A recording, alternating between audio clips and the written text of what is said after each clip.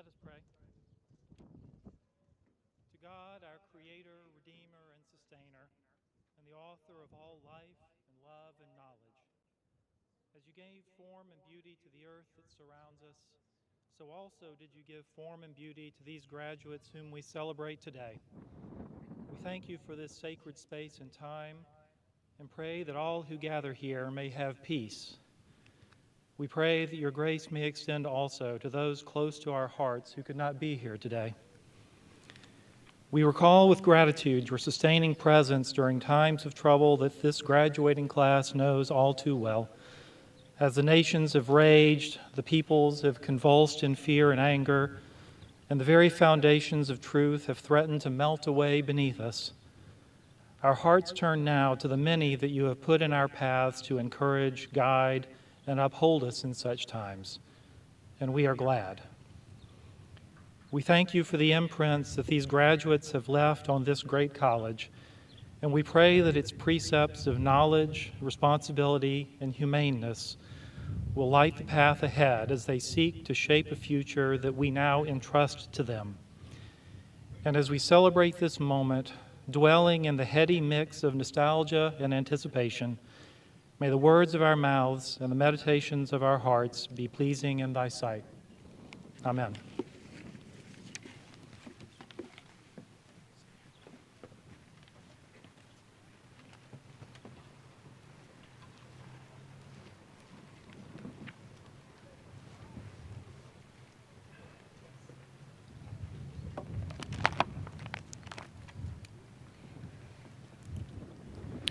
Welcome, everyone, to this 186th commencement ceremony at Wabash College. To the class of 2024, I wish you a hearty congratulations on your many achievements in our classrooms, theaters, concert halls, playing fields, and within our community. I believe you're better for your time here. I know that we are better for the time that you've spent with us. As with all things at Wabash, no one makes it to this point all alone. You have been buoyed along on your journey by your teachers, coaches, staff, and especially your Wabash brothers. They encouraged you at every giant step of your journey, often against exceptionally long odds. And it was your parents and guardians who made all this possible. Graduates of the class of 2024, please rise and give all those people who've shaped you into the person you are today a hearty round of applause.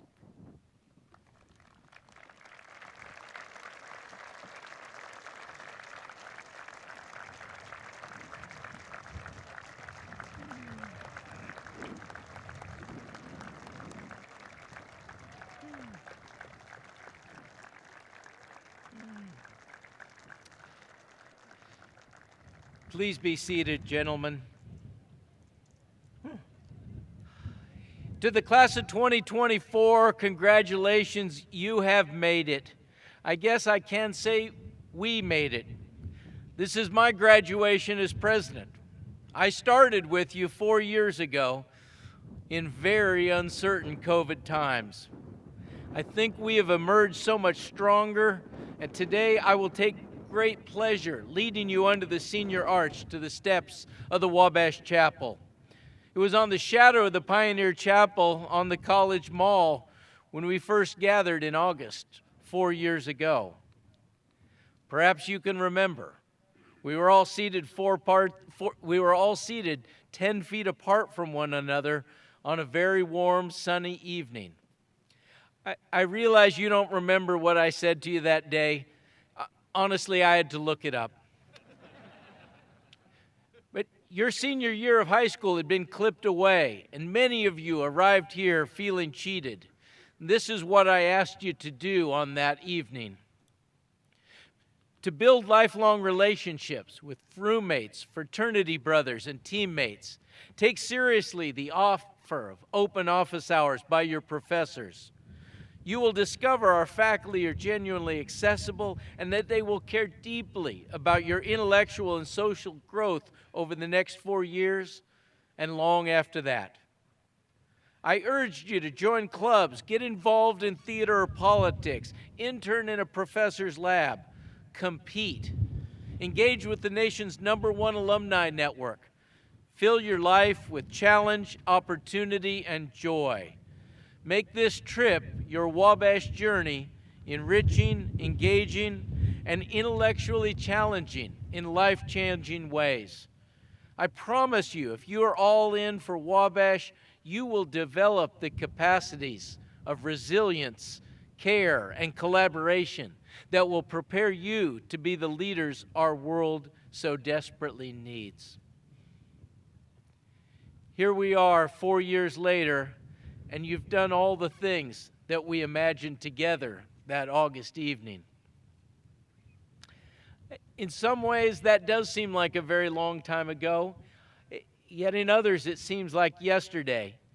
As you sit here this afternoon, I hope you'll reflect on these last 4 years and think about the friends you've made, the laughter you've shared, the times you've lifted one another up, and the many ways you made your brothers better people and better men. As you leave our college today, I have high hopes for you. It is my hope that you'll remember the teachers and staff who helped you along on your Wabash journey. It's my hope that you'll stay close, really close, to your classmates, roommates, and teammates. You will be surprised how quickly the time flies from this day forward. And it's my hope that in times of adversity, you will rely on the brotherhood and friendships you have developed these last 4 years and look back at the experiences shared together. Let Wabash Always Fights be the guide for your life. At this time, it's a great honor for me to introduce this afternoon's commencement speakers, Liam Grennon and Benjamin Sampsell. Liam Grennon majored in English with a minor in history. He was a 4-year varsity tennis player and 2-time team captain. He served in student government and on Delta Tau Delta's National Undergraduate Council. He earned distinction on his comprehensive exams, and his peers selected him to be recipient of the Senior Award of Merit. He will attend Northeastern School of Law in the fall. Liam is the son of Kimberly Kirkland and Bill Grennon and stepson of Randy Reese. He originally hails from Concord, New Hampshire. Benjamin M. Sampsell is a political science major and a member of Delta Tau Delta, Phi Beta Kappa, WLAIP, and the Sphinx Club. Sampsell served as vice president of the student body and was co-founder and vice president of La Alianza. Ben earned distinction on his comprehensive exams and was awarded the N. Ryan Shaw Political Science Award, the George D. Lovell Award, and the Phi Beta Kappa Prize. He's been an active WDPD fellow and Career Center advisor at Career Center Services. He spent his summers interning in Alaska, Pennsylvania, and Washington, D.C., and will attend the Penn State Rock Ethics Institute this summer. Ben is from San Cristobal de las Casas in Chiapas, Mexico, and is the son of Jose Mijangos and Kristen Sampsell. These outstanding young men will speak in order without further introduction.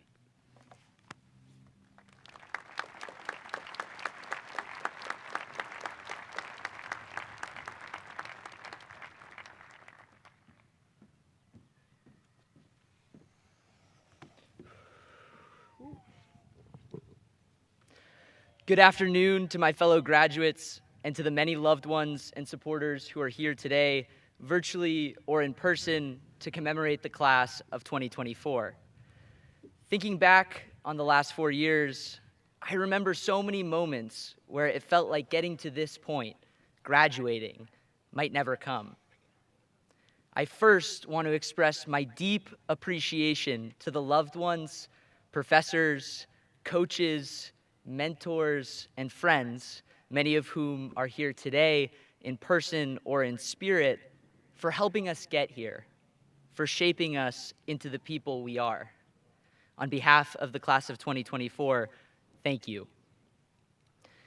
In the lead up to today, I spent a lot of time trying to figure out why looking forward towards a new chapter can feel so scary.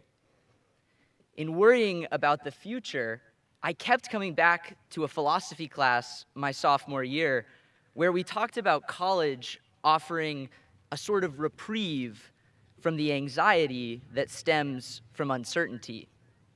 It's the same freedom that comes answering a nagging relative who takes every opportunity to ask you what you're doing with your life by just saying, "I'm in college." Now, there will likely be follow-up questions to that answer, but the ambiguity of just being in college brings about some comfort amidst uncertainty, a sort of acceptability for not having it all figured out. I think parting from the comfort we have built here is part of what makes closing out this chapter today so bittersweet, so exciting, but scary. At Wabash, we have walked a similar path, building some certainty for ourselves by earning a college degree.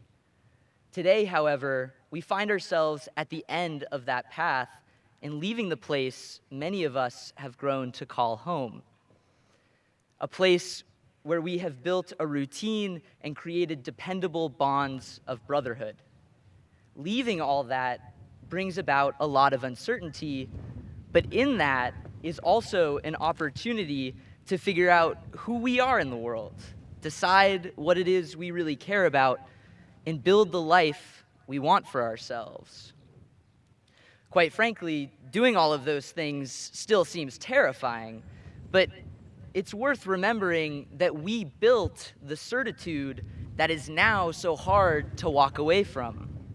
We are, after all, the same class that entered college amidst a global pandemic. We found our way despite the unpredictability and uncertainty both COVID and college brought. We helped build back the Wabash that now feels so hard to leave. Today, as we prepare to head off into an uncertain and at times unforgiving world, I think we can take confidence from how we got to this point and learn from how we've confronted uncertainty in the past. Everyone encounters some type of uncertainty every day.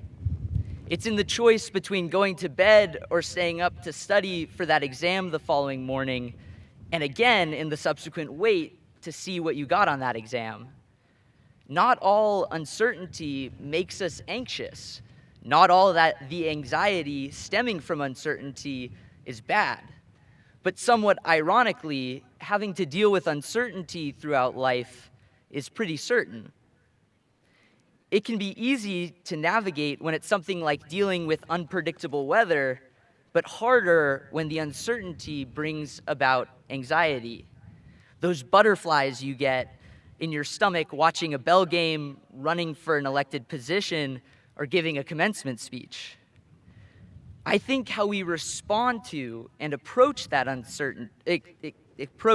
anxiety will help us navigate the uncertain world that awaits us after today.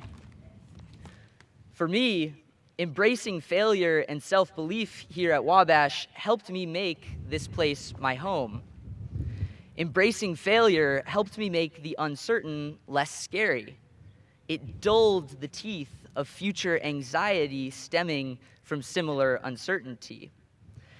I remember in my first round ever competing in moot court, I stood speechless for a solid 30 seconds after Professor Himsel asked me, "Now, counselor, does that argument help or hurt your case?" Let me tell you, the silence was painful and felt like it would never end, but it also meant that my heart dropped just a little less the next time I got that question. I confronted the embarrassment that the uncertainty of competing can bring and lived to argue another case. Embracing failure not only helps make the possibility of failing in the future less scary, but it can also help us learn from the past. Thinking about a disappointing grade on an assignment or losing a competition is far from fun, but failures should be a starting point for us, a place to build from when we dust ourselves off again and try once more. I think part of what makes failing so scary is that we don't get do-overs in life. And moreover, there just isn't enough time in the day to do everything, pursue every interest. So failing can not only feel embarrassing, but also make you question if putting in the effort only to fail was really worth it. I, like many of us, did a lot of failing over the last 4 years. I lost tennis matches, I lost elections for Chief Justice of our student body and to be president of my fraternity. But by embracing those failures, I found it's easier to live in the moment and not the uncertainty of the future. We will certainly take missteps, make mistakes, and fail in the world that awaits us, much like we have at Wabash. In those moments, I implore you to remember our mantra, Wabash always fights. To me, those words have come to represent the self-belief Wabash has helped me find. It's a commitment that regardless of the circumstances, we never stop persisting. We don't give up on ourselves or what we care about, because always means always. The self-belief imbued in that mantra can also be a tool for combating the anxiety that surrounds uncertainty. Sophomore year, I lost our team what would have been our first conference win since 2018 because I didn't have enough self-belief.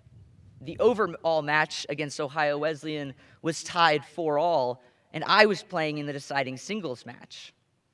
I found myself too worried with the result and what other people might be thinking. I got frustrated with myself for losing points because I was worried it meant I wasn't a good tennis player. It cost me and my team that match. Taking confidence from the uncertainty like that is risky. In that match, I was getting my sense of belief from external sources, from the result of points and the opinions of others. Doing that, pulling our self-belief based on things largely out of our control, is a recipe for letting uncertainty shape our lives. Interning with the New Hampshire Public Defender's Office last summer, I saw how hard it is to live a life shaped by uncertainty. I also realized how much certainty in my life I take for granted. Growing up, I was fortunate to know that we would have food on the table, that I was safe in my home, and that I had people who loved me. Those aren't certainties everyone is afforded. Representing indigent clients who couldn't afford representation, I got to know people confronting uncertainty that I hope none of us have to face. Clients whose future depended entirely or almost entirely on the outcome of our criminal justice process, who spend so much of their time, even before or outside of that criminal justice system, trying not to drown in uncertainty, battling the anxiety of not knowing how rent, medical bills, or a car payment is going to get paid. Amid all that uncertainty, holding on to hope seemed key. Working with clients, I felt like there was a marked difference between those that still had hope for the future and those who didn't. To be clear, I'm not really talking about hope in regards to the outcome of their case, but rather a belief that life's uncertainties still have an outcome they'd like to see, an outcome their decisions or hope might just bring about. In a sea of uncertainty, hope is the land on the horizon to swim towards. It might be far, it might be improbable we make it there, but at times it can be all that we have, a reason to just keep swimming. Uncertainty will always be there. It's this ironic certainty of life. How we confront that uncertainty and the anxiety it brings is a question for each of us to a question each of us will inevitably answer for ourselves. Just like our time at Wabash, it won't always be perfect. It won't always be comfortable, but it will be what we make of it. I think that through embracing failure and self-belief while holding on to hope, we can create what's so hard to walk away from now in our next chapters. A sense of comfort and certainty amid an uncertain world. Take confidence in these college days, embrace the uncertainty of tomorrow, and remember, Wabash always fights. Thank you.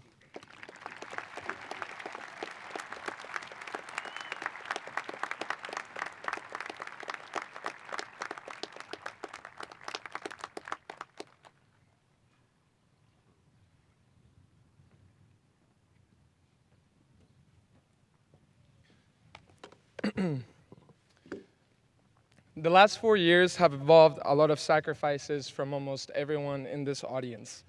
Whether you put your son through college, put yourself through college, or supported a student or friend graduating, today those sacrifices are supposed to pay off.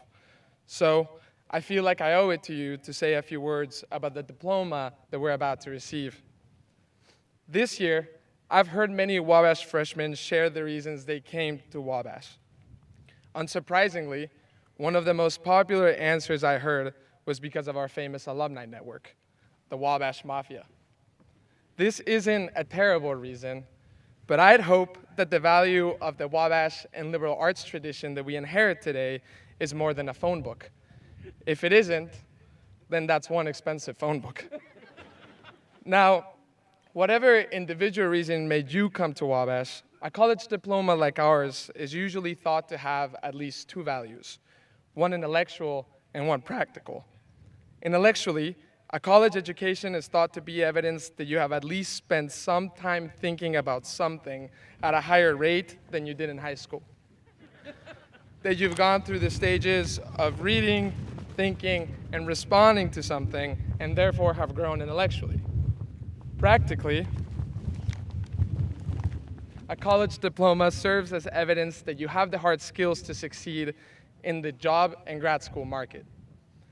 I think that the intellectual value of the liberal arts degree is pretty clear.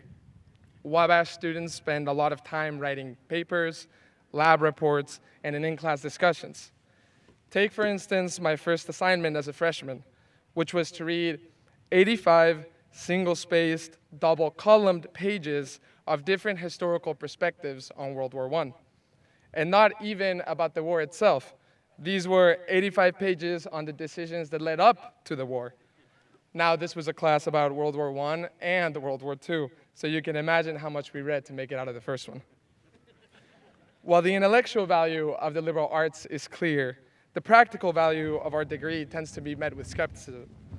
A basic econ class will tell you that a lot of the productivity that the US achieved in the last century is at least in part because workers have become increasingly specialized. Like Adam Smith predicted in The Wealth of Nations, jobs that used to be performed by one person or company are now performed by a network of people, each of which performs a specific task. While in the past, it would have taken one person to make a pin, a factory during Adam Smith's time had already separated the process of pin making into 18 separate steps. Now, companies are increasingly embracing the idea of outsourcing, and big schools are offering more and more specialized degrees, like fermentation science, and not only a business major, but a business in digital and social media applications major. Meanwhile, our education remains broad. Wabash students spend 2/3 of their time in classes that have nothing to do with their majors, and which, beyond intellectual curiosity, seem to have little practical value. I think it is fair for us to ask, then, how reading 85 pages on the decisions that led up to a war help a Wabash student solve any practical challenges. I'll reveal that I think it's because a liberal arts education like ours is meant to show us that the practical and intellectual values of college are not so separate. Before coming to Wabash, I'd never read anything as dense as contemporary history or Aristotle, nor had I read much in English. From the very first day here, I was being asked to do both. Although there may be more benefits to it, reading hundreds of pages that have nothing to do with one's intended major, at the bare minimum, give a Wabash student confidence that he can figure things out, that he has grit.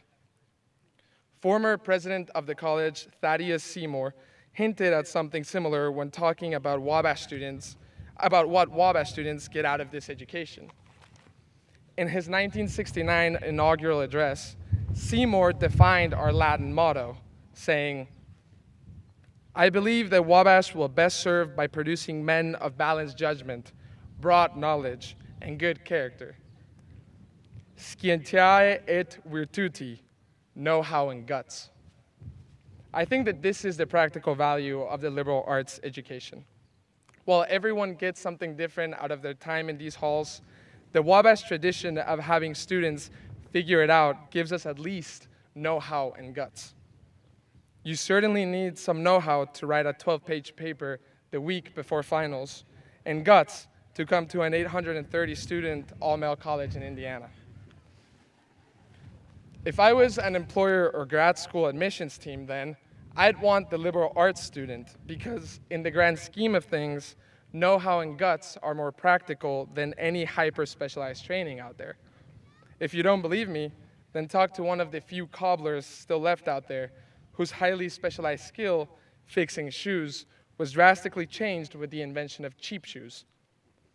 The truth is that a religion major going into tech or a biology major going into business might face a world in which tech and business change so much and very rapidly that highly specialized training in those fields becomes obsolete. Taking classes that push you to think, having confidence in that you'll figure things out, those will stay the same. But I don't think that the practical value of a liberal arts education ends at giving us the tools to succeed in a changing work environment. In other words, I think that the balanced judgment, broad knowledge, and good character, that know-how and guts that Seymour attributed to Wabash men, doesn't only make us potentially great employees, it makes us potentially great people. And right now, we could use potentially great people. The class of 24 leaves toward a world that many think is in crisis. Since the moment we got here, we've heard about how the country is more polarized today than in any time in history since the Civil War. And because COVID wasn't enough to make this class special, the class of 24 arrives and is graduating during an election year, when this tension tends to be the most noticeable. I'm not going to say that the value of our education is that we'll save the world. Except for the real saints in the audience, most of us will be too busy with our lives in the first year out of college to devote all of our know-how and guts to a good cause. What I will say, though, is that our education may allow us to improve it a little bit just by living. In one of the most famous commencement addresses ever given at Wabash, Bill Plaker spoke to a class of 1970 that was headed out to a U.S. not too different from our own. In fact, a mayor at the time is quoted to have described the state of the country as the most divided we've ever been since the Civil War. Déjà vu. Although at the time, Wabash was even smaller than it is today, Plaker saw value in our education, saying, "Well, most of us aren't heroes. We already knew that. But these are challenging times, and even ordinary men sometimes respond to challenges. In the years ahead, in the Army, on the campus, in the corporation, many of us may, for reasons we will never quite understand, act more bravely or speak out more honestly than we had quite intended. We may do some good and know it will never be enough, but hope to improve a little by living." I think that quote gets my point across. I think that this polarization we're told is plaguing every inch of the United States was bashed on this campus almost every day when students with seemingly nothing in common grieved together, worshiped together, and had a lot of fun together.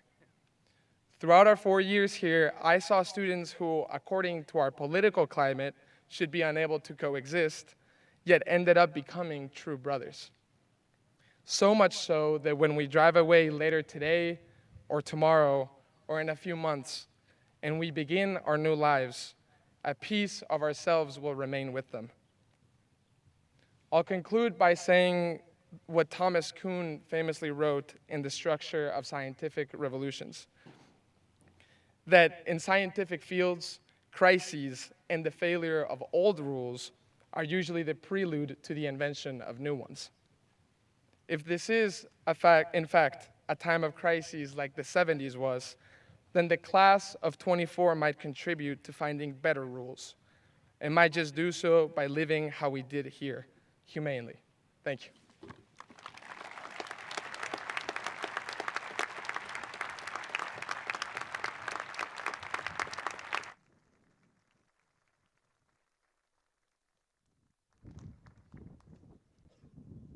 Oh, I can't believe.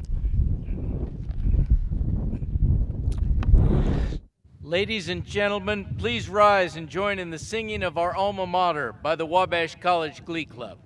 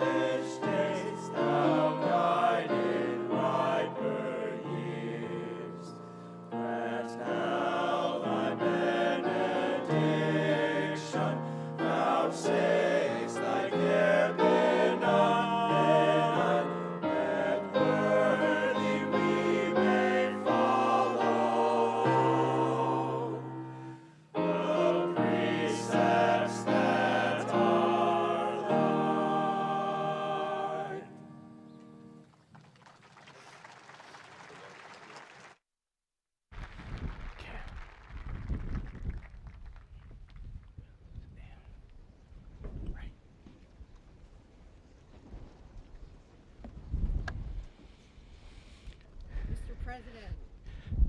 Madam Secretary. Mr. President, it is my great honor to present Dennis E. Bland so that you may bestow on him the honorary degree Doctor of Humane Letters. Thank you. The acclaimed writer and theologian Frederick Buechner said that vocation is the place where your deep gladness and the world's deep hunger meet. Dennis E. Bland, you certainly have found and pursued your calling over the years by inspiring and preparing the youth of Indianapolis to live productive and meaningful lives through the example you set as the president of the Center for Leadership Development.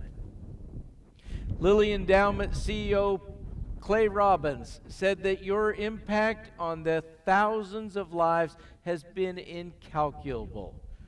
Raised in Indianapolis as a teenager, you attended the programs offered by the Center for Leadership Development, CLD, which set you on a successful path through DePaul University and the Indiana University McKinney School of Law. After 9 years in law practice, specializing in medical malpractice and insurance law, you eschewed the chance to build great wealth because you found that, quote, place where your deep gladness and the world's deep hunger meet. You took the helm as president of the CLD and have led that life-changing organization for more than 20 years. The CLD is dedicated to empowering and equipping minority youth for the highest levels of achievement in college and beyond, serving roughly 1,200 teenagers and parents each year. And because of the partnerships you've built with Indiana businesses, nonprofits, and colleges, including Wabash College, the CLD has become the very best way to provide young people access to higher education and to prepare them for success. Today, you are the go-to person in Indiana when it comes to setting our state's educational policies and priorities. You've long served on the Indiana Commission for Higher Education, having been appointed by 3 different governors. You have received distinguished recognition from Broad Ripple High School, DePaul University, Ball State University, and the IU McKinney School of Law, while Indiana University presented you with its bicentennial medal for your many civic contributions. But we need to ask the men of Wabash what the CLD's programs and your inspiring influence meant to them during their formative years to fully appreciate your impact. Idris Redmond, who will graduate here today, said, "The college prep and emerging scholars program helped me learn about time management, studying habits, and social life. All the while, I was able to make meaningful connections with amazing people who I have in my network today." Another graduating senior, Bradley Harrington, offered, "The CLD was a beacon of hope, providing invaluable mentorship and guidance that shaped my path forward. Through its programs, I found a sense of belonging and the tools to navigate the challenges of life. The support I received empowered me to strive for excellence and gave me the confidence to pursue my dreams." Sophomores Lance Williams and Quinn Scholler told us that their moms made them check out the CLD. But once they started, they understood the impact immediately. Lance said, "I started taking lessons and ideals from each session that built my character and made me a better and more rounded individual." Quinn added, "Dennis Bland always made rounds to our classes to show face and spread love and the Word of God. He always had positive, encouraging words to inspire our young, developing souls."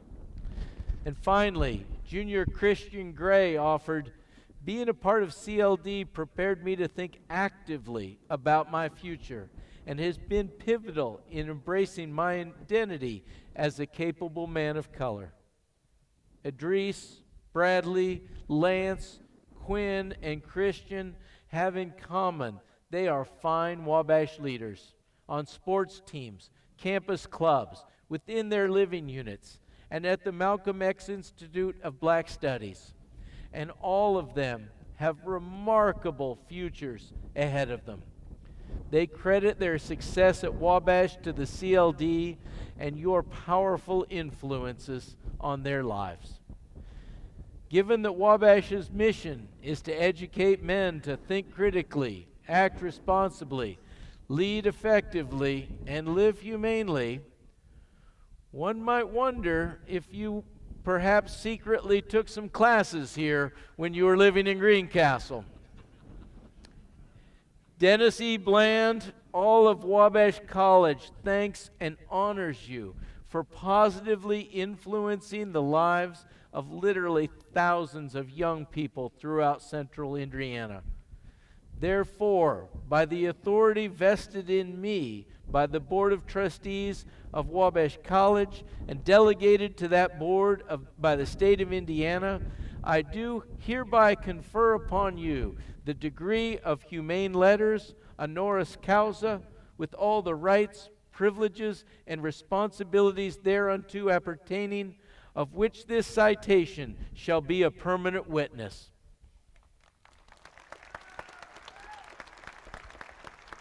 Thank you.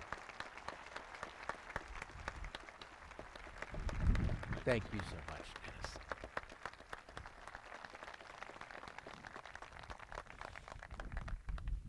Mr. President. Madam Secretary. Mr. President, it is my great honor to present Paul Wools, Wabash class of 1975, so that you may bestow on him the honorary degree Doctor of Humane Letters. Thank you. Paul Wools, you came to Wabash as a 16-year-old, majored in psychology, and joined Tau Kappa Epsilon, where you were respected for your love of music and good wine. After graduating in 1975, you earned a law degree from the University of Pittsburgh School of Law, clerked for a Pennsylvania Supreme Court justice, and were admitted to the bar in Pennsylvania and California. You spent 3 decades practicing in 2 large litigation firms in Philadelphia and Los Angeles before founding Wools Peer, specializing in insurance coverage and rooting out the bad actors in that industry. Your engagement with Wabash, second career, and marriage to your beloved Betty formed the next chapter of your life after the turn of the century. You partnered with Betty to build her winery, O'Shaughnessy, into a world-class producer of exceptional Cabernet wines, and together you created the destination winery, Progeny, with the finest food, highest levels of hospitality, and the most breathtaking views in all of Napa. It was while all these things were happening, about 15 years ago, that Wabash asked you to join the most expensive private club in Indiana as a member of our Board of Trustees. Since the moment you said yes, Paul, you have given your steadfast commitment to leading our college and securing its future. In 2015, then Board Chair Steve Bowen asked you to do what must have seemed impossible given your West Coast location and shockingly busy schedule, to lead an ad hoc committee that would look all the way to our bicentennial and determine through philanthropy how we might be in a position to control our destiny by the year 2032. Your dedicated work with our advancement office created a marvelous blueprint for our future, and your persuasive leadership skills led the board to immediately embrace the plan. Dean for Advancement Michelle Jansen said that it was, quote, a classic case of no good deed goes unpunished, when you are immediately thrust into the dual role as chair of the board's advancement committee and with Betty as your partner as co-chairs of the Giant Steps campaign. The rest, as they say, is history. During your tenure, our advancement office has enhanced the college's philanthropic tradition to the point that Wabash is the envy of all our small college peers, boasting a nationally ranked alumni network, a top 5 annual fund, and of course, you helped us blow past our audacious goals in Giant Steps to raise over $250 million from 12,000 donors.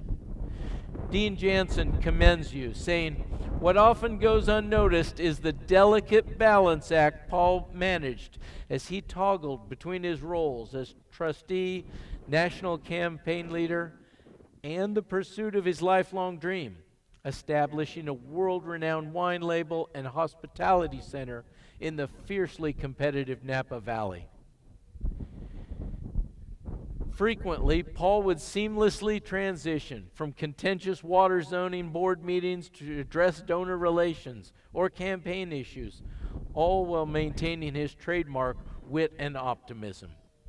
Our Giant Steps campaign counsel, Angela White, said that in her 28 years in this business, she has rarely found, quote, "a trustee who has such a strong dedication to putting philanthropy into action." She said that working with you and Betty counts as one of the most impactful and joyful experiences of her career.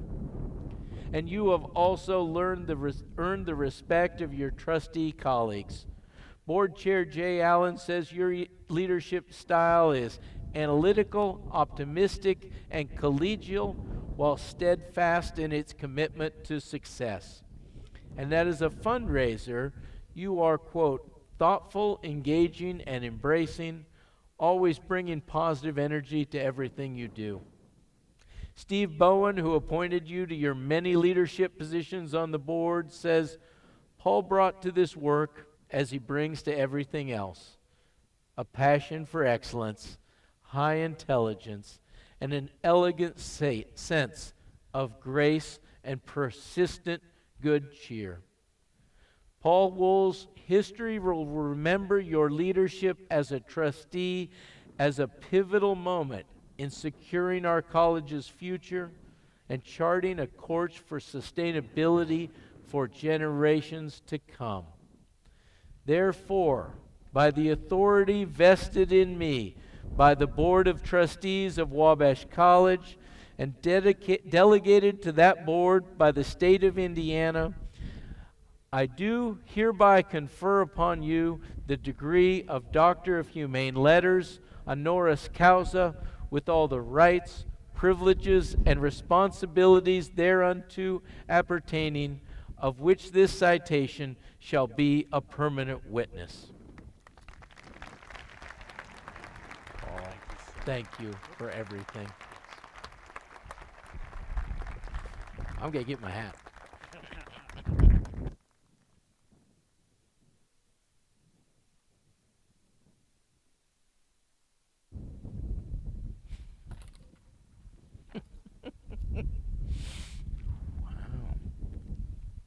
Mr. President, Madam Secretary, Mr. President, it is my great honor to present to you the Wabash College class of 2024.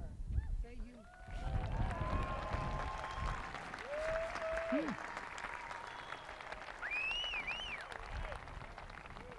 that you may confer on them the in-course degree Bachelor of Arts. Wabash class of 2024, please rise.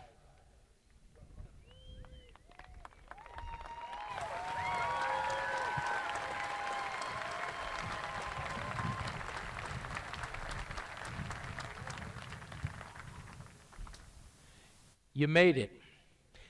You made it through hundreds of hours of classes, labs, and study sessions. Some of you invested an equal amount of time leading student government, singing in the Glee Club, performing in theater productions, and winning championships. Along the way, you competed in chapel sing, guarded the campus, paint the bench, and ate tens of thousands of carne asada tacos, chicken wings, and questionably cooked Riney burgers. Congratulations. All of us here today are proud of what you've accomplished, the knowledge you have gained, and the scholars you have become. Therefore, by the authority vested in me by the Board of Trustees of Wabash College and delegated to that board by the great state of Indiana, I do hereby confer upon you the Bachelor's of Arts degree with all the rights, privileges, and responsibilities thereunto appertaining.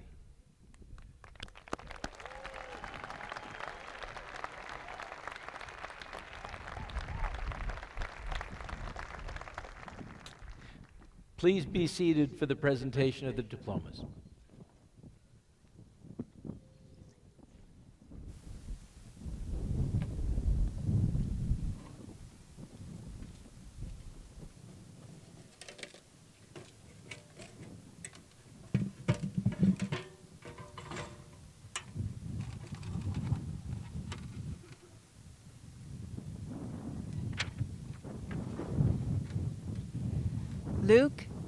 Luke Christopher Adams.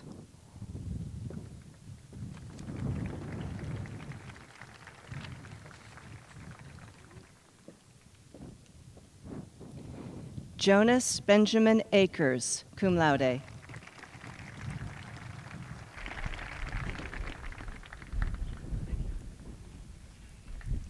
Vincent Eugen Alexander.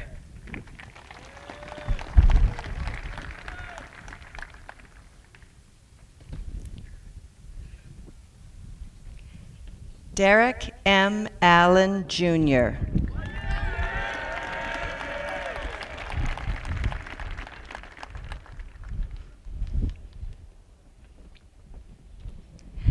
Alex Ian Peter Amore, magna cum laude.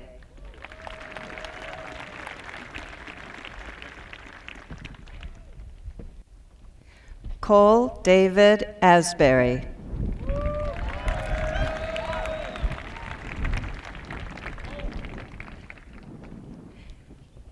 Joseph Ross Barnett, cum laude.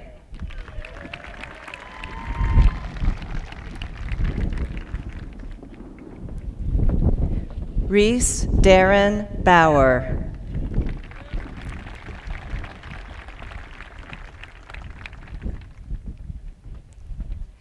Samuel David Baugh, magna cum laude.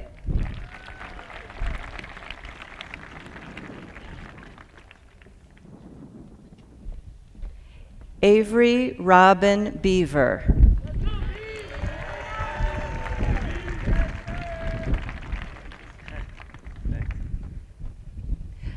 Owen Michael Bennett, cum laude.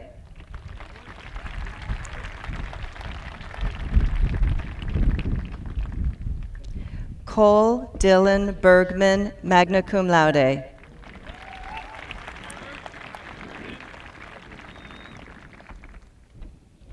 Cody Paul Bevelheimer, summa cum laude.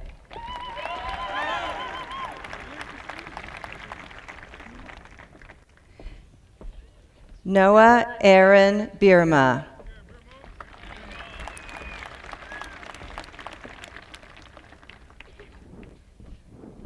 Cole Gregory Borden, magna cum laude.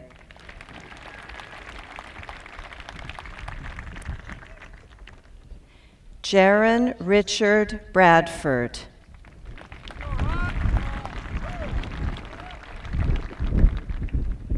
Grant Christopher Braun.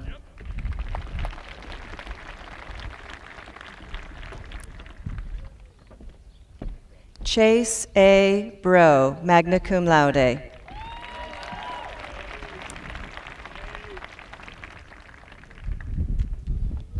Matthew James Brooks.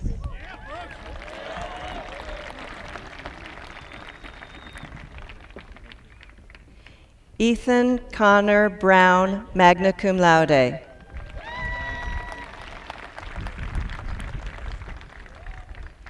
Troy Thomas Brown, cum laude.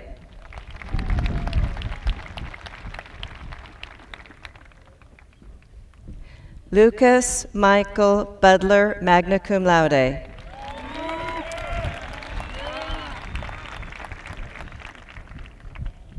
Evan C. Burge, cum laude.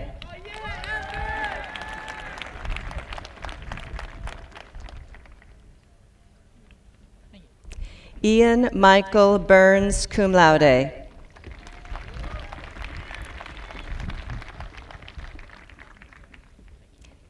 Devin Lee Christopher Burris.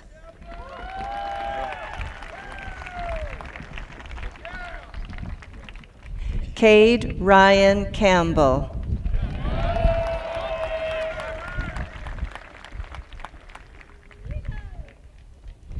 Mark James Castor.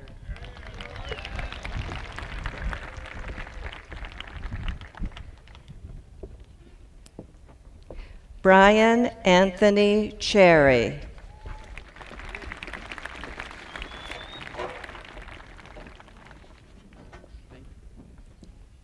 Samuel Cash Comer.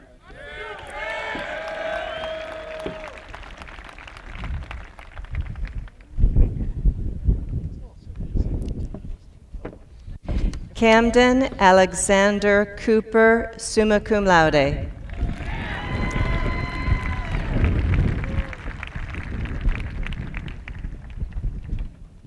Elias John Corder.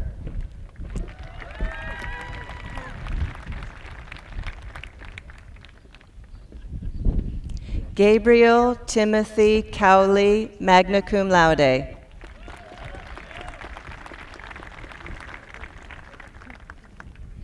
James Christopher Daly, Jr.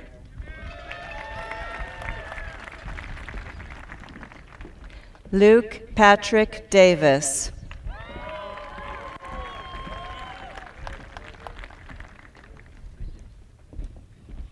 Leo Anthony Diltz.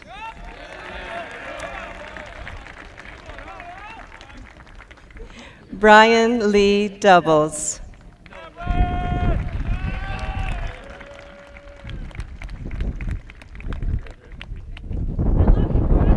Tyler James Draysons. I know. Thank you. Brett Robert Driscoll.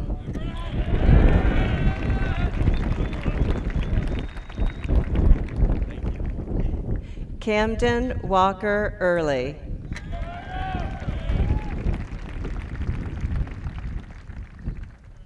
Kazi Fardinul Hawk, summa cum laude.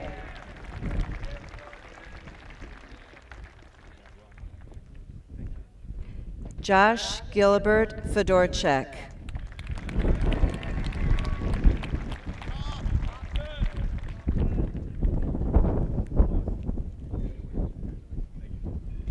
Benjamin Nathan Felix.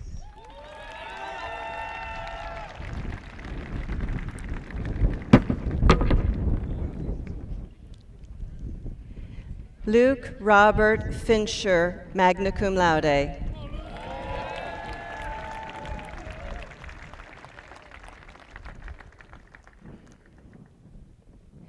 Samuel Dean Foster.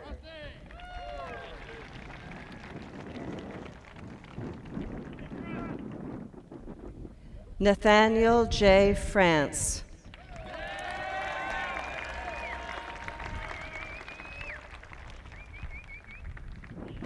Caden Tyler Freet.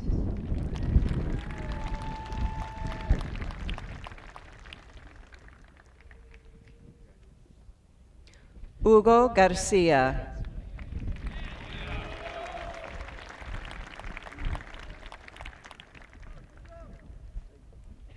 Julian Alexander Gay.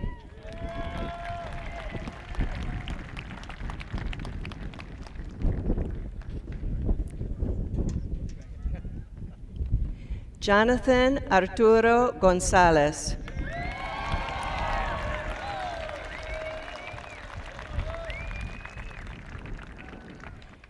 Jackson Martin Grable, summa cum laude.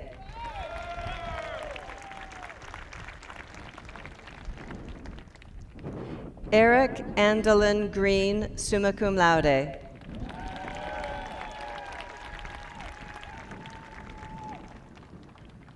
Takeshi Sean Greiner.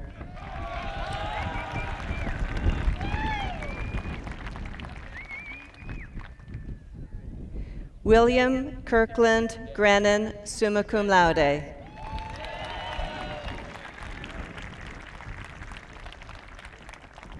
Arrow Thomas Gross, cum laude.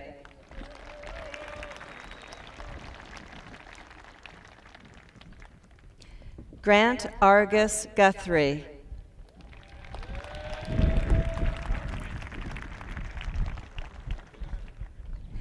Samer Akram Halaby.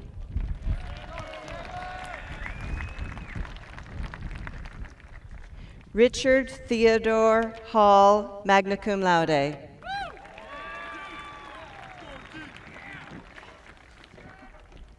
Bradley Adam Harrington.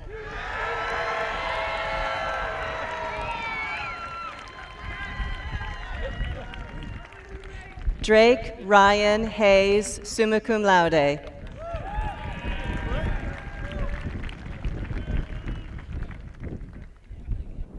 Benjamin Caleb High.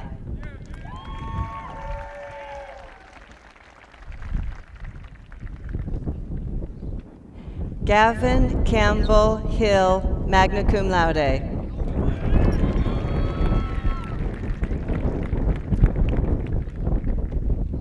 Jordan David Hodge.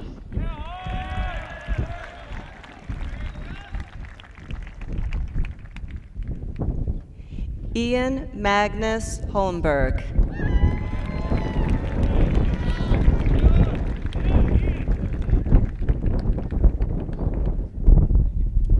Samuel David Hooton, cum laude.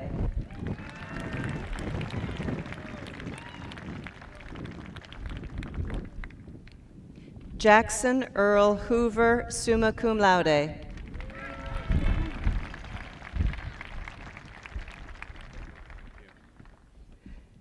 Yun Va Dran Hun, magna cum laude.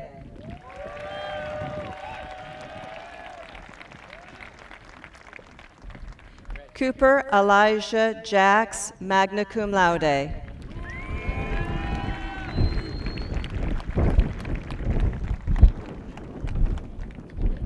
Benjamin Allen Jansen, summa cum laude.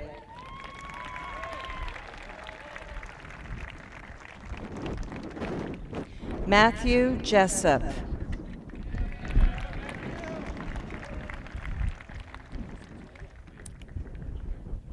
Devin Jimenez.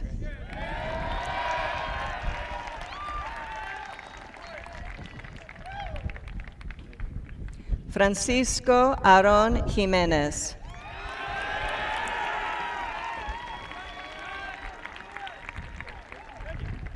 Drew Harris Johannes.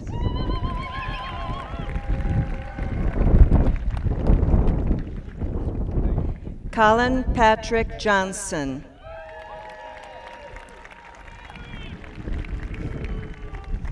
Amani Danelle Jones.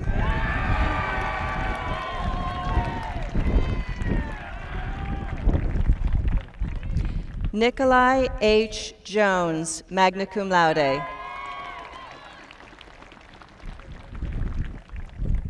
Thomas Michael Hoven, magna cum laude.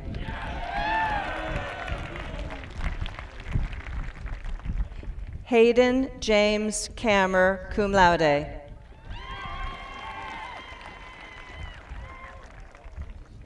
Evan Prasad Kanetkar.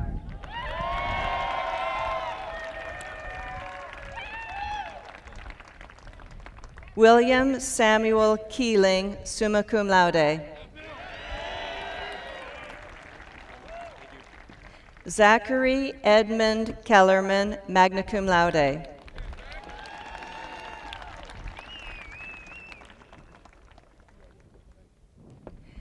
Seth Thomas Clarence Kirkpatrick, magna cum laude. Drew Joseph Kabazik.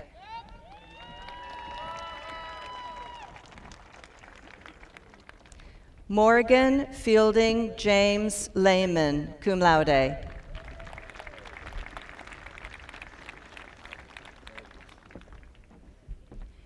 Jacob Riley Lawson, cum laude.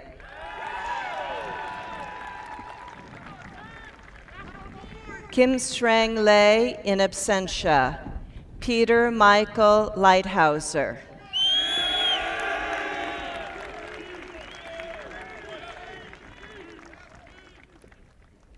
Cody James Leneve.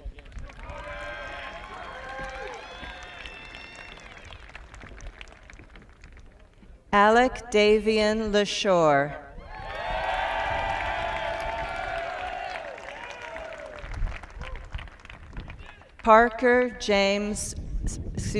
Ethan Joseph Lewis.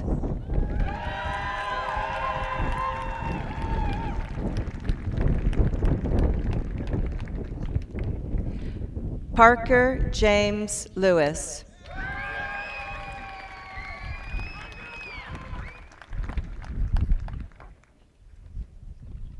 Zhangxuan Liu.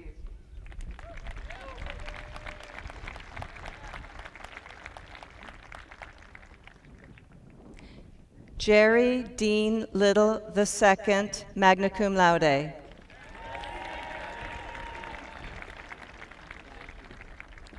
Alexander William Litz, magna cum laude.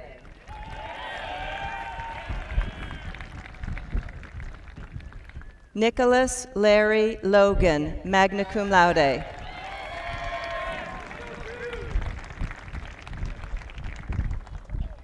Reese Taylor Long.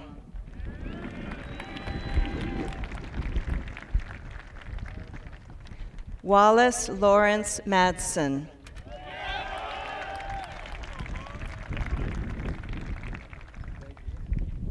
Io Maeda, cum laude.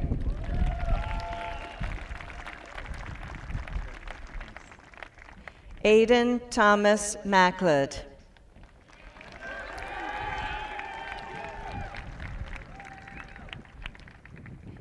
Jacob Israel Maldonado, magna cum laude.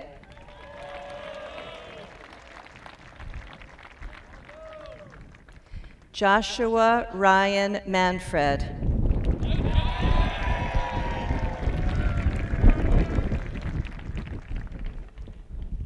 Alfredo Marr.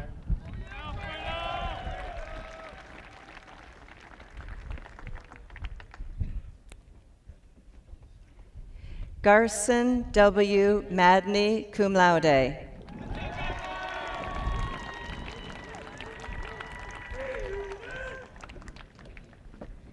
Reese William May.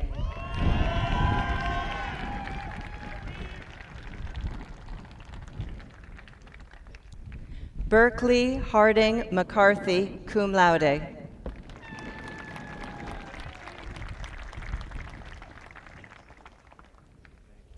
Mason Champ McCorkle, magna cum laude.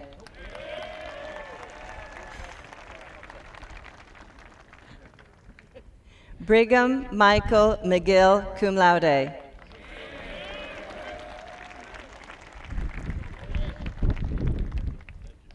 Trevor Joel McKinney.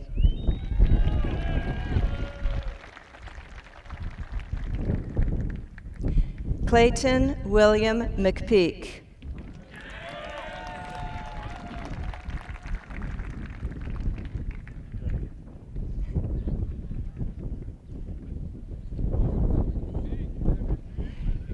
Carson J. Metters.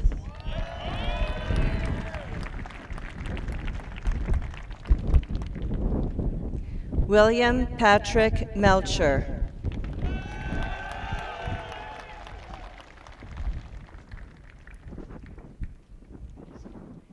Nathaniel Richard Hammer Mertz.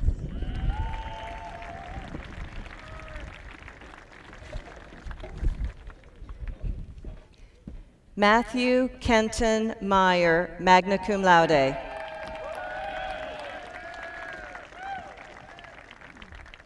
Benjamin Andre Mijangos Sampsell, summa cum laude.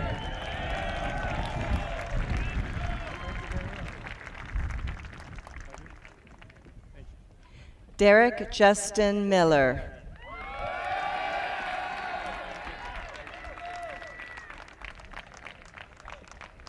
Evan Mathis Miller.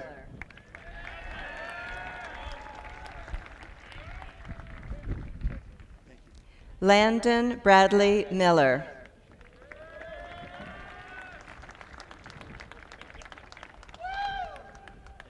Samuel Powell Miller, cum laude.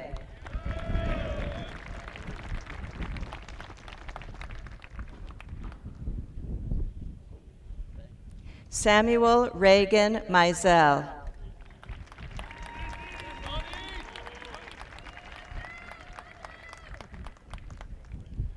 Jacob Thomas Hamblin Moninger, magna cum laude. Jesus Alejandro Monroy Mascorro.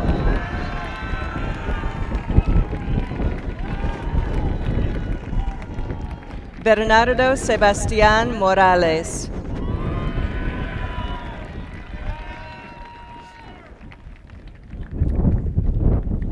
Jacob Thomas Mullen.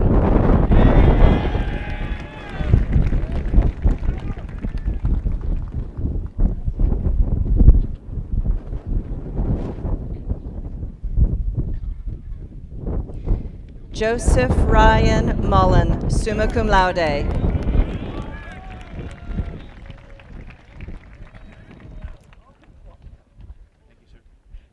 Mason James Naiman, summa cum laude.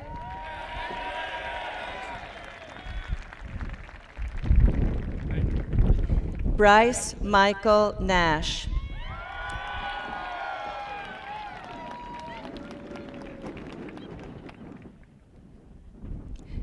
Benjamin Herbert Netting.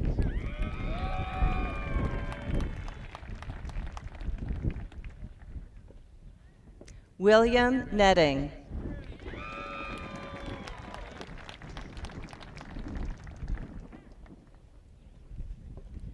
Tyson M. Nisley, magna cum laude.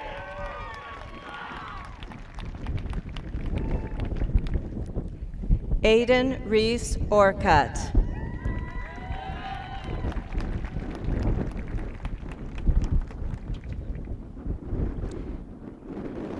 Yuma Ozaki.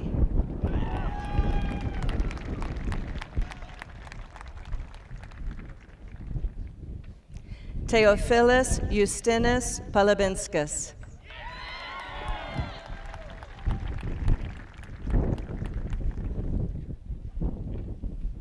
Richard Pan, cum laude.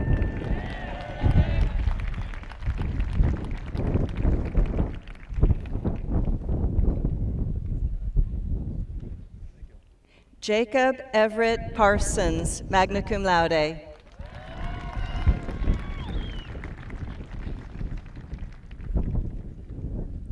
Miles Patterson.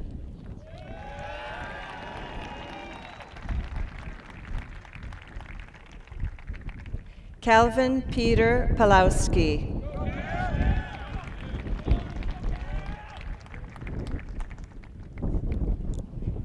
Caleb Reeve Pear, magna cum laude.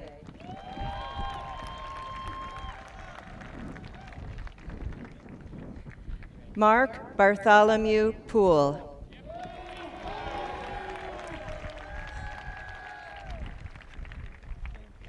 Jackson Tanner Rapp, summa cum laude.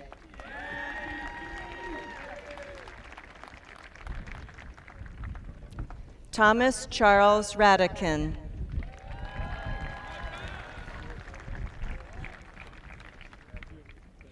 Idris Dante Redmond II.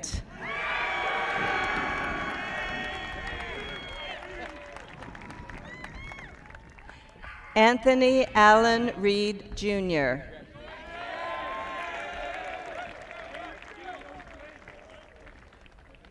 Jacob Michael Riddle.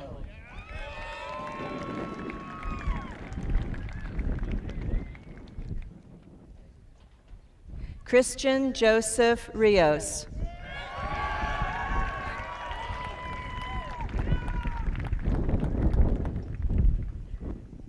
Spencer Michael Rivera.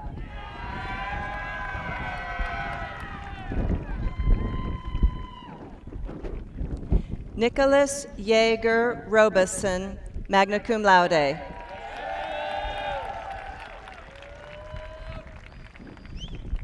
Artie Joseph Rogers, magna cum laude.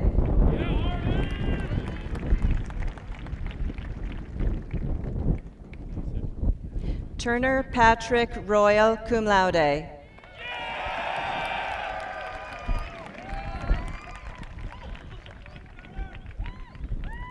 Owen Riley Runge, summa cum laude.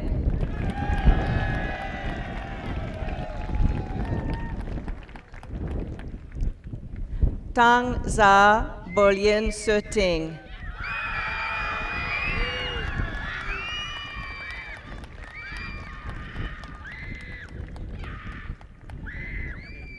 Banks Timothy Schlosser.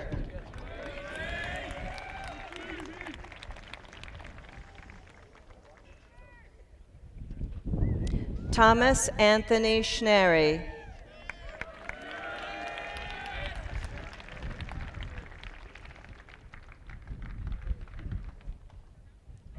Ricky William Sessions.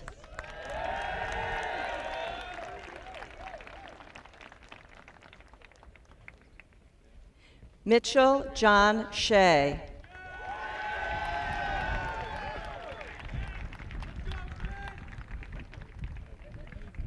Donovan J. Snyder, magna cum laude.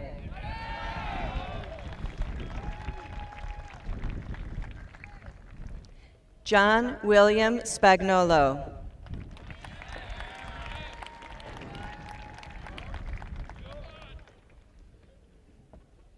Hoyt Thomas Stafford, magna cum laude.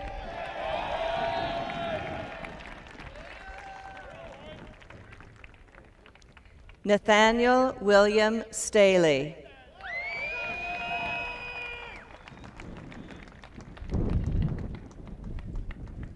Howard Stephen Steele.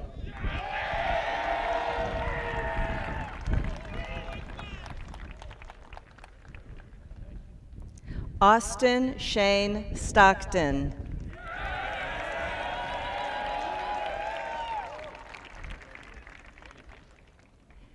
Penn Samuel Stoller.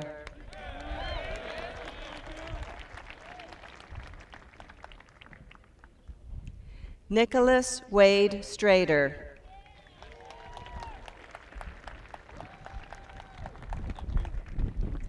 Benjamin Keith Strode.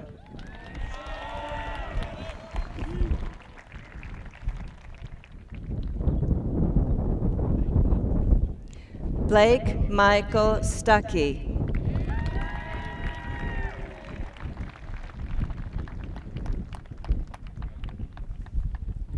Joseph Reed Stiers, cum laude.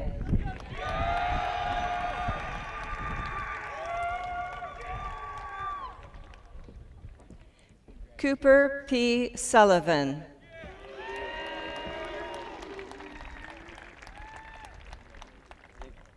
Jacob Francis Talbert.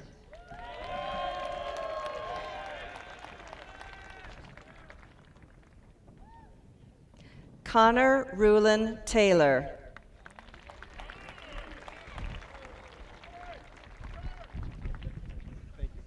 Corridon Jennings Taylor.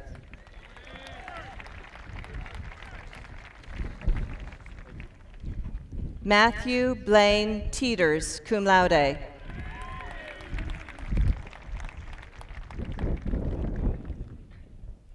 Adam C. Telking.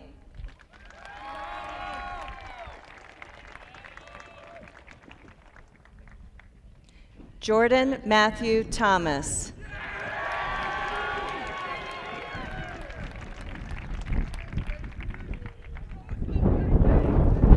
Liam Herbert Thompson, magna cum laude, in absentia. Stephen Vincent Tomich, cum laude.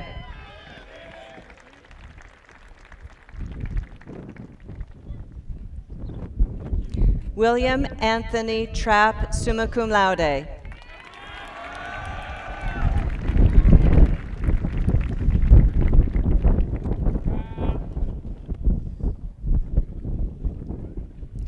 Zachary A. Walden.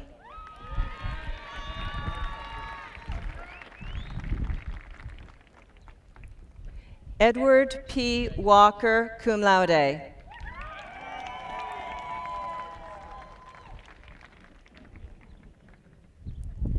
Kai Allen Warren.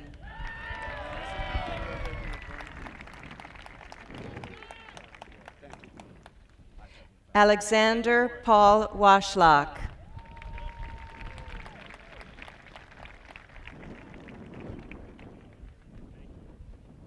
Braden Mark Weiss, cum laude.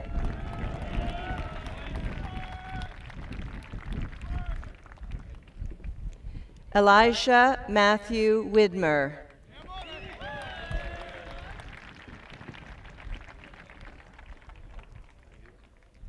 Katrin Fashawn Wilson.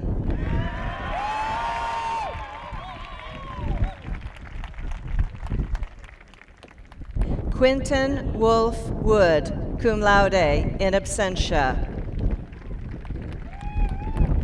Alexander David Worley.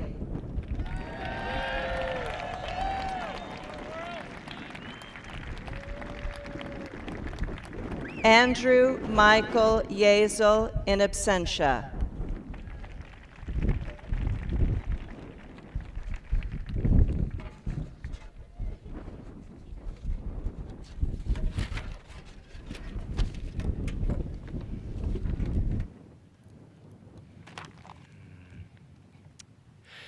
Today is a day of looking forward with great enthusiasm to all the things you'll accomplish in your lives. You leave these hallowed grounds excited, but also, perhaps as Liam reminded us, anxious about entering a world of great uncertainty. In some ways, you're entering a world that looks a lot like it did when Bill Plaker delivered the commencement address for the men of the class of 1970. You may recall reading his remarks in Enduring Questions your freshman year. To jog your memories, these were divisive wars in foreign lands. The political and economic landscapes were shaky at best. Students were protesting for civil rights and an end to war. People questioned the value of higher education. Sound familiar? This is what Bill Plaker said to his classmates, and I think it bears repeating in our current times, more than a half century later. The years ahead will be difficult, and it may be beyond the capacity of any of the people around us to solve any of the real problems. But wherever we go, some people will try to help us. Some people will care about what happens to the world.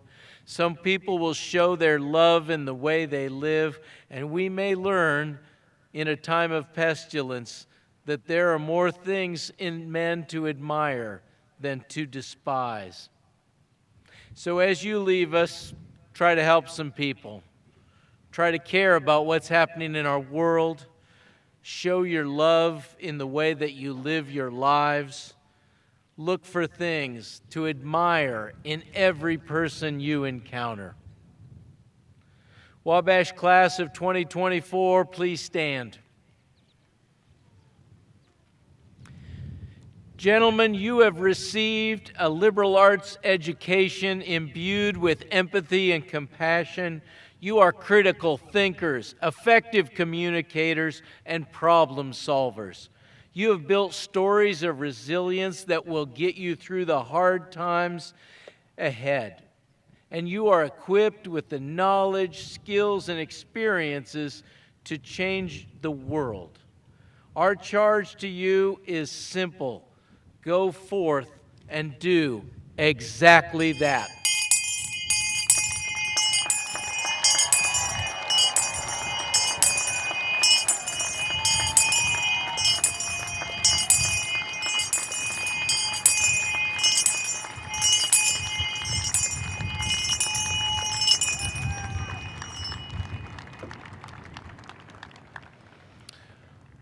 Before we close with the singing of Old Wabash, I'll take this opportunity to remind you the recessional will be led by members of the platform party, Board of Trustees, and the faculty who will exit first. Those people will line up to welcome our graduates on the College Mall. I will then lead the class of 2024 through the senior arch and to the steps of Pioneer Chapel, where they'll sing our fight song, One Last Time. We ask that our audience members wait until students have exited before leaving your seats. To help our new graduates get warmed up, ladies and gentlemen, please rise and join in the singing of Old Wabash, led by the Wabash College Glee Club.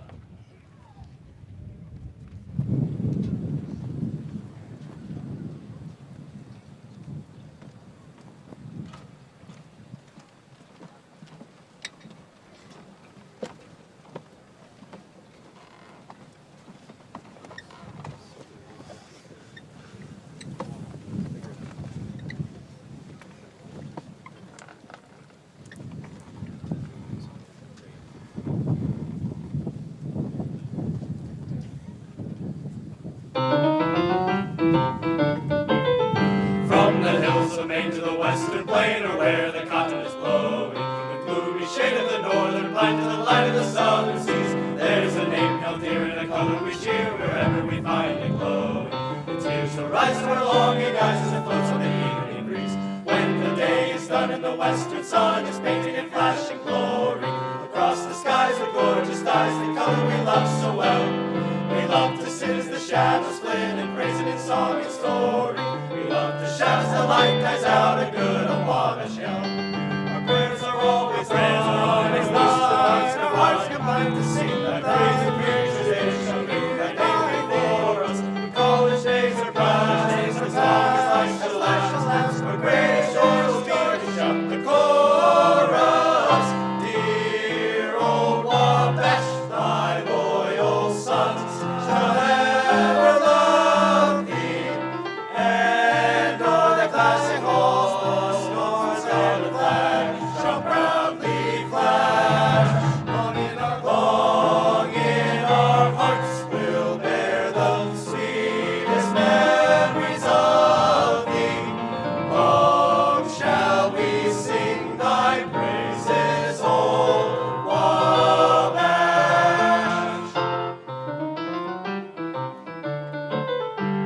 And loud and long shall echo the song to hill and valley a-ringing, to spread the fame of her honored name wherever the breezes blow. So sweet and clear the world shall hear the sons of Wabash singing, and flying free the world shall see our scarlet banner go. The honors won by each loyal son in highest rank shall instate her forevermore, as in days of yore their deeds be noble and grand. And once again, ye Wabash men, three cheers for alma mater. Whate'er befall, revered by all, may she unequal stand. Our prayers are always love, and our hearts combine to sing thy praise and features they shall bring thy name before us. The college days are past, as long as life shall last. The greatest joy will be to shout the chorus. Dear old Wabash, thy loyal sons shall ever love thee, and o'er the classic halls the scarlet flag shall proudly flash. Long in our hearts we'll bear the sweetest memories of thee. Long shall we sing thy praises, old Wabash.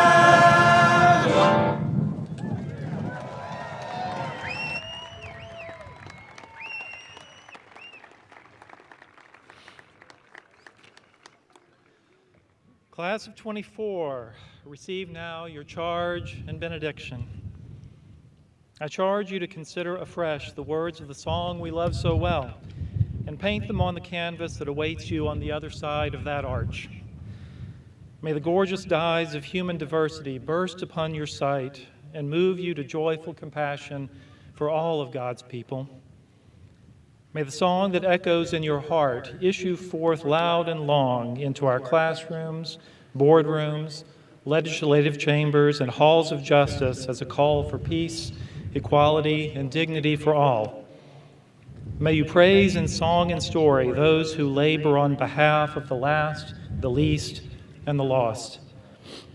And when each day is done, as the sun slips under the western horizon, may you rejoice that you have done honor to your alma mater, to your communities, to your families, and to the one who sets the stars in motion, watches over the sparrow, and holds your future in the palm of his hand.